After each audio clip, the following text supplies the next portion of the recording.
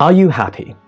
Chances are there are probably a million things right now in your life that are bothering you on some level. Maybe it could be something that's happened recently, or maybe something that's been bothering you for quite a while. It could be something that's very trivial, it could be something that's very significant. And no matter what you think those things might be, and those things that really keep you up at night, what if I were to tell you that there is a common cause of unhappiness?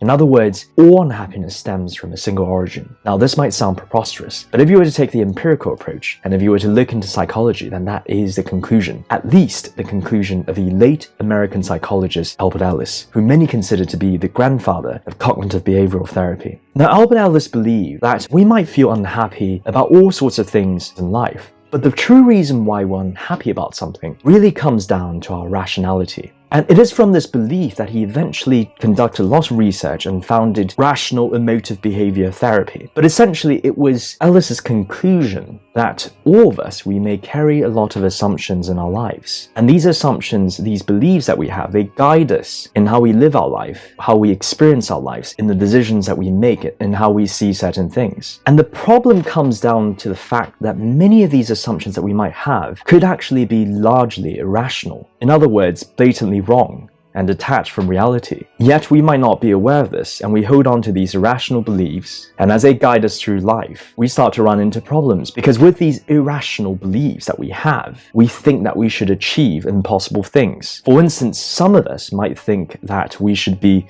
very competent and amazing at everything that we do, despite the fact that this could be totally detached from the fact of the matter. And so when we are actually bad at certain things that we attempt in our lives, we start to criticize ourselves and we feel truly unhappy. And of course, the fact is, nobody is good at everything in life. There are certain things that are certainly our strengths and certain things that are bound to be our weaknesses. Yet, these irrational assumptions, they drive us towards really negative outcomes, especially in the way that we feel about ourselves. Another example might be that we feel that we should have a solution to every problem that we encounter in our lives. Despite the fact that when I'm currently saying this, that sounds truly impossible. Yet many of us feel that we'll be able to solve everything and all the challenges that arise in our lives. But of course, is there truly a perfect solution to every problem that we encounter? And if there were, are we able to actually yield it? And so you see, Ellis would actually ask us to question the assumptions that we have in our minds as we experience life, because these assumptions, they truly affect us in a deep way. And when reality does not live up to our irrational assumptions, we feel unhappy. So for Ellis, the problem of unhappiness really comes down to the way that we think, the way that we actually interpret situations that causes us difficulty. And Ellis would develop a very interesting model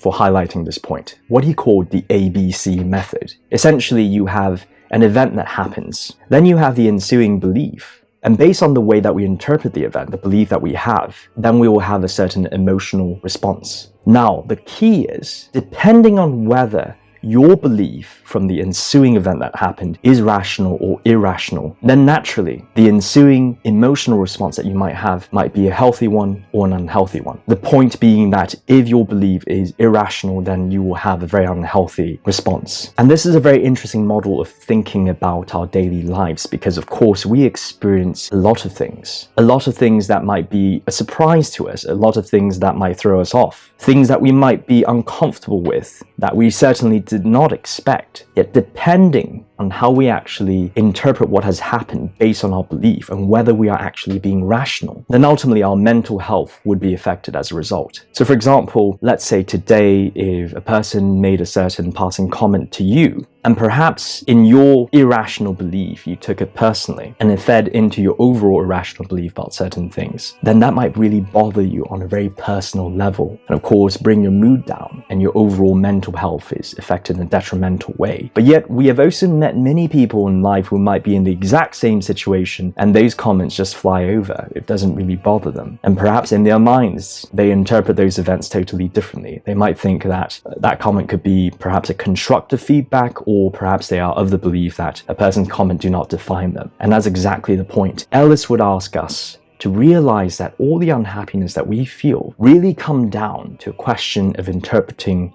events and how we formulate our beliefs and whether they are rational. So happiness is really a problem of rationality. And the way forward really for us is to try and rephrase our interpretation, our thinking to the things that happen to us in a way that more accurately reflects reality, rather than in ways that are blatantly detached. And I think the best and most relevant example is probably one that he highlighted in his 1975 book, A New Guide to Rational Living, a book he co-authored with Robert Harper. In this book, Ellis identified 10 of the most common irrational beliefs and interpretations that have caused people great distress in life. And listed as number 1 is actually the irrational belief that we should be liked or loved or approved by everybody. Now I find this to be very interesting because of course today we live in this social media culture where many of us might strive for the approval and the validation and the likes from other people. We want to be liked. And certainly it might feel good to be liked and loved and approved by everybody, but this belief is totally irrational. No matter how amazing you are in your own way, there are bound to be people who don't understand you and who might understand you, but they might just not favor you for one reason or another. Yet the problem is,